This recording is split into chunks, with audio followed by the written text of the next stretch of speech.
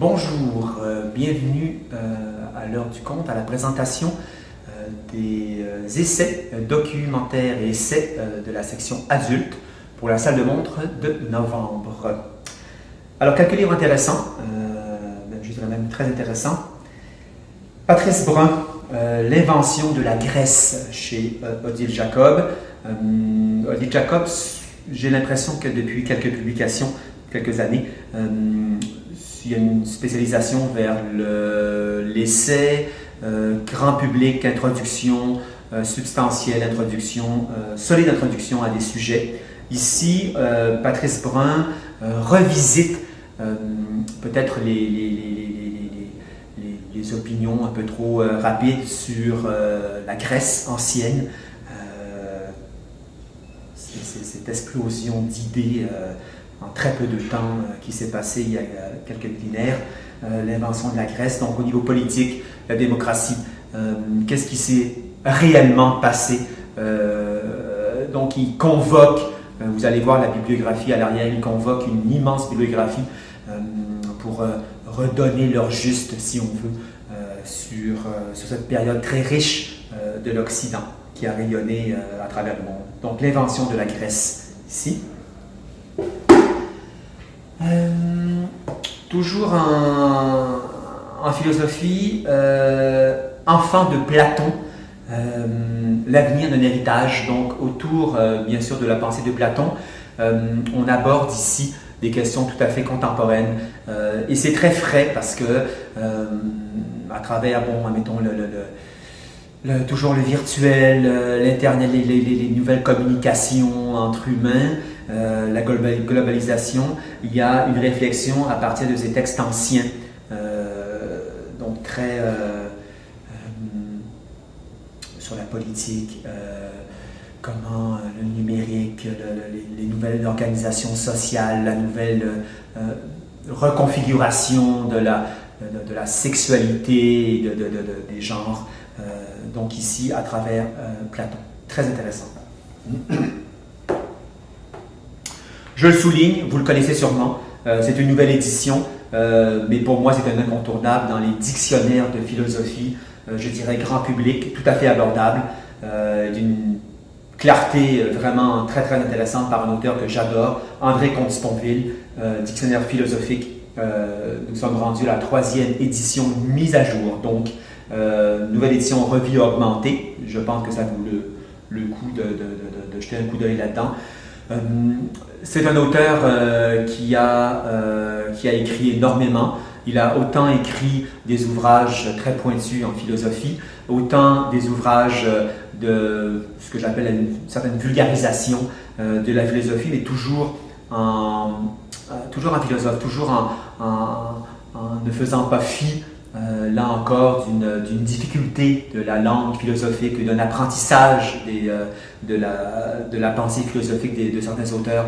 Et c'est un philosophe français, mais très tôt, un des seuls pionniers, devrais-je dire, qui s'est intéressé à la pensée indienne, donc de philosophes indiens, spiritualité indienne, la pensée indienne, donc vraiment intéressant.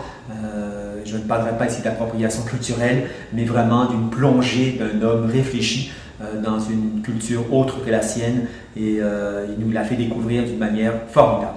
Donc son dictionnaire est vraiment, vraiment intéressant ici.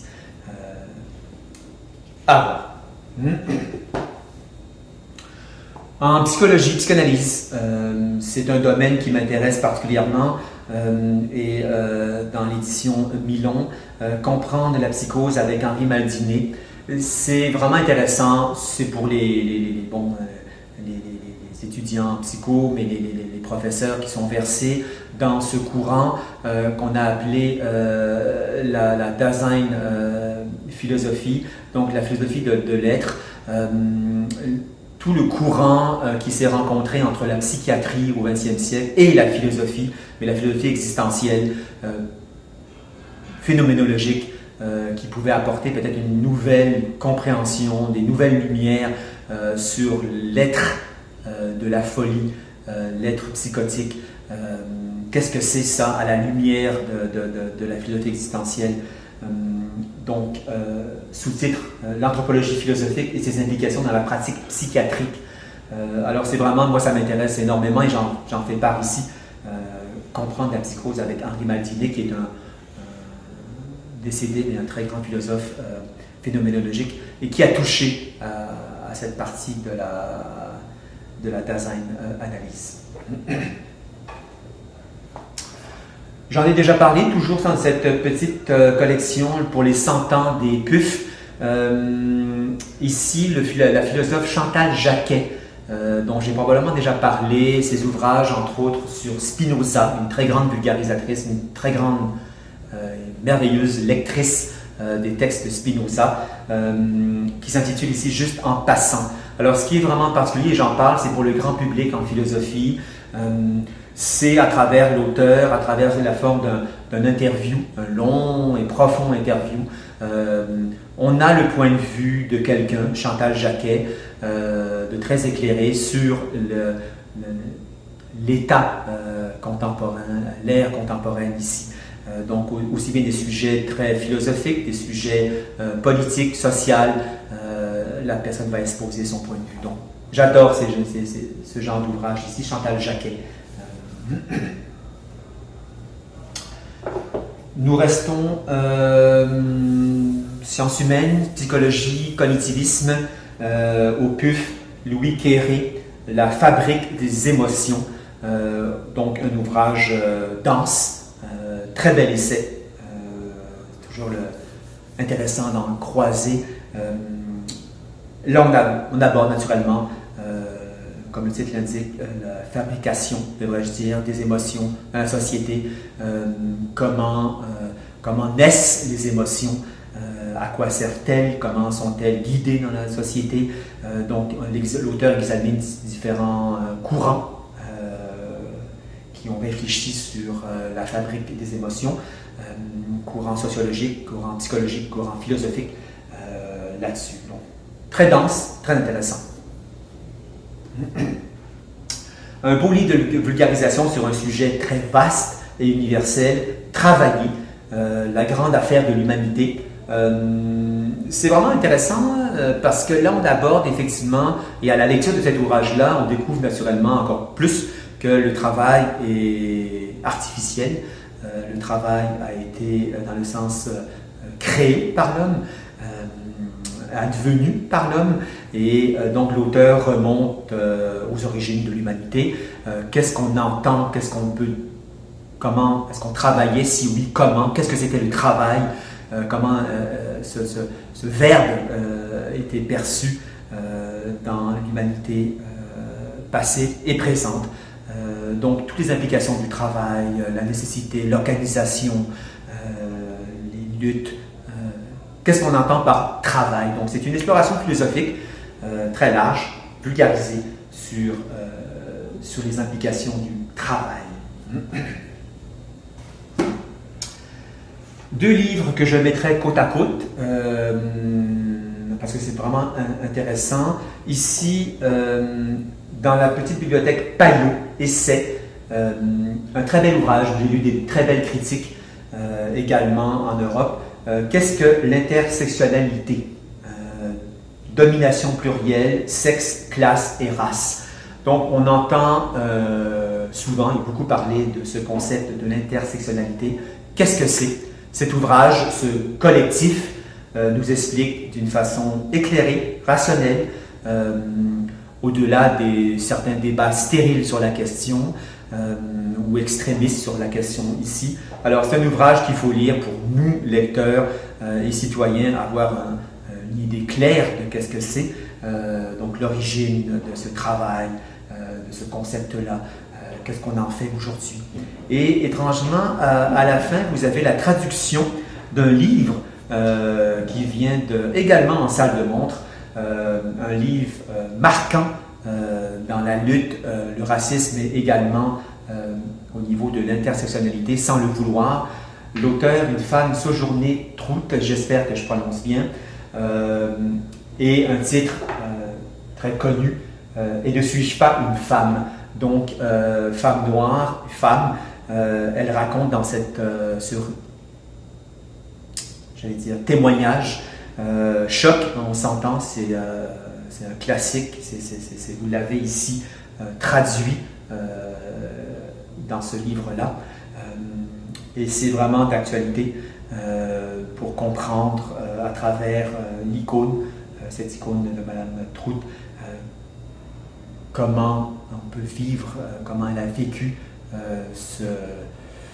cette oppression de femmes et de noirs. Donc on est en plein dans l'intersectionnalité ici. Voilà, donc à mettre en toutes les mains, étudiants, professeurs, grand public, il faut lire ça pour être à jour dans les débats, j'allais dire.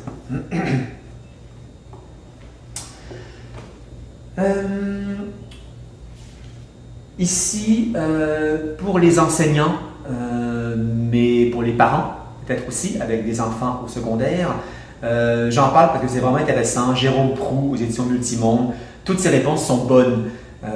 Quand les élèves nous font la leçon en mathématiques. Alors, moi j'ai eu beaucoup de plaisir à lire ça.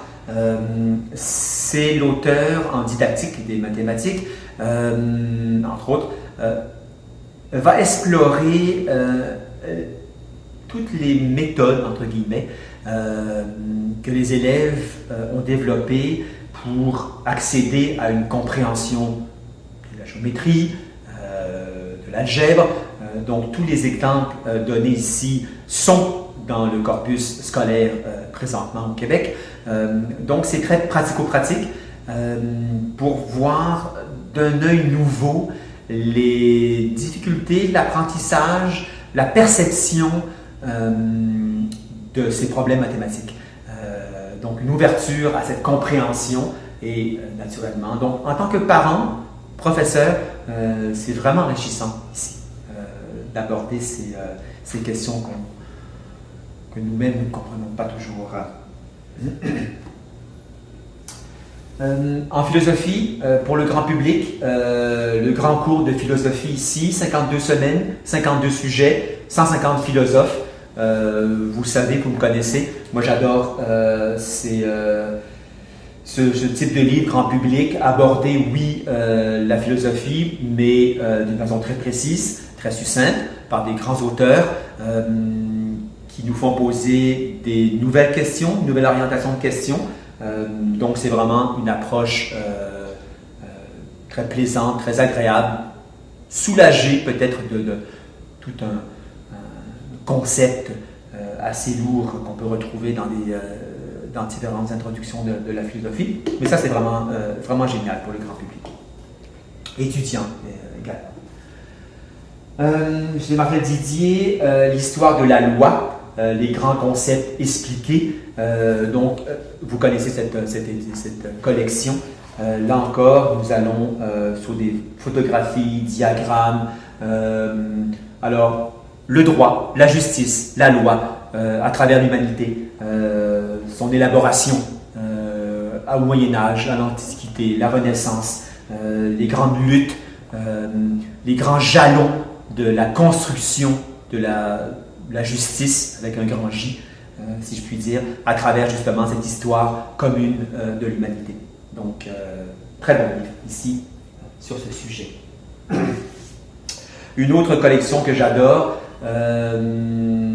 Courrier du livre, 3 minutes pour comprendre. Donc, nous avons ici 50 principes et applications de la science et des données. Donc, là encore, vous la connaissez, très bien illustrée, des photos, et dans le fond, dans toutes sortes de domaines, médecine, biologie, sciences, écologie, on entend souvent parler justement du traitement des données massives, donc des algorithmes. Qu'est-ce qu'on en fait de ça? Des applications très pratiques.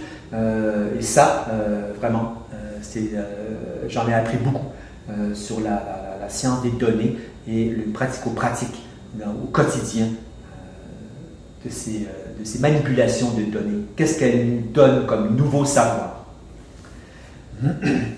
Là, ici, j'ai un thème, je vais passer peut-être rapidement, mais sur des atlas que nous avons reçus, 4 atlas différents, intéressants. Le dessous des cartes, pardon, le monde mis à nu. Atlas, si je puis dire, vous connaissez sûrement cette édition-là, des cartes, très belles cartes, très explicatives, des sujets d'actualité. Je peux vous dire qu'à travers cette édition-là, vous avez toujours, d'après moi, l'heure juste sur les données les plus complètes, les plus actuelles, les plus récentes. Vous allez les trouver dans cet ouvrage-là. Autre atlas de l'Anthropocène, deuxième édition, actualisée et augmentée. Donc, c'est une nouvelle édition qui est vraiment intéressante. Donc, l'Anthropocène, et je parle brièvement, mais l'iconographie, elle est vraiment, vraiment géniale. Et on en apprend beaucoup simplement en regardant cette iconographie.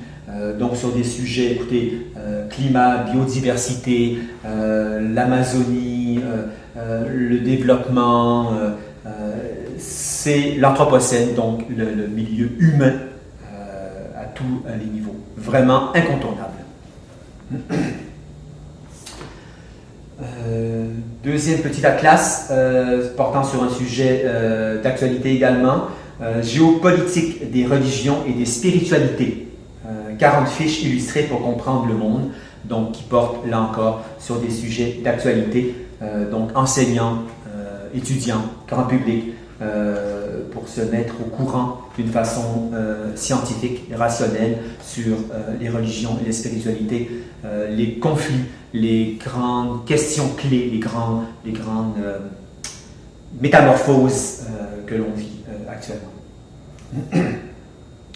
Quelque chose de ludique, atlas ludique, on n'en croise pas souvent, mais malgré tout sérieux, drôle de carte, le monde comme vous ne l'avez jamais vu. Alors, quand je dis drôle, c'est vraiment drôle. Admettons, je tombe ici par hasard. Pays pour lesquels les États-Unis sont obligés d'entrer en guerre pour le moment. Les mots revenant le plus souvent sur la page Wikipédia en anglais de chaque pays. C'est vraiment ludique, mais avec les étudiants, connaissances, pays qui reconnaissent officiellement l'État d'Israël. Donc, on a là des sujets extrêmement sérieux. Pays reconnaissant officiellement l'État de Palestine. Ici, les jours où se tiennent normalement les élections, c'est intéressant, on peut le voir dans le monde entier. Alors, ça ouvre des discussions ensemble, pour nous, des étudiants, des professeurs. C'est vraiment intéressant. Ici, je passe également Histoire de l'art pour tous. C'est beau, c'est magnifique. Et ce qui est particulier, c'est que c'est ce que moi j'appelle non linéaire, c'est-à-dire que oui, on est par époque ou par continent, mais admettons, on aborde l'art en Inde, on va pouvoir dans une page parler de peinture, l'autre page on tombe à l'architecture, on va tomber dans la peinture, donc c'est vraiment, on voyage très énormément. Et ce n'est pas lassant, on n'a pas tout un chapitre uniquement sur la peinture, admettons. On va sauter, ça nous donne une perspective très riche, très globale à chaque pays ici. Donc voilà, ça termine ici pour les incontournables, documentaires adultes, les essais. Pour la salle de montre de novembre. Alors, merci, au plaisir, bonne lecture. Au revoir.